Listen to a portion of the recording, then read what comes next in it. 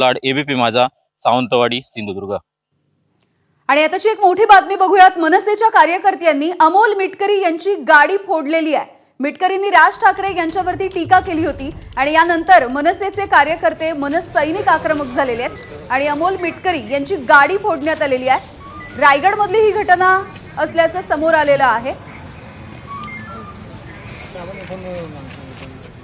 तर ही काही दृश्य आपण बघतोय। मनसेच्या कार्यकर्त्यांनी अमोल मिटकरी यांची गाडी फोडल्याची माहिती आता समोर आलेली आहे। हॅलो, हो द्या। अमोल मिटकरी यांच्या विरोधामध्ये मनसेचे कार्यकर्ते आणि मनसैनिक हे आक्रमक झालेले दिसले। रायगड परिसरामधली ही घटना असल्याची माहिती सुद्धा समोर येते। अमोल मिटकरी यांनी राज ठाकरे यांच्यावरती टीका केलेली होती आणि ही टीका कार्यकर्त्यांच्या जिव्हारी लागली आहे आणि यानंतर आता मनसैनिकांनी ही गाडी फोडलेली आहे।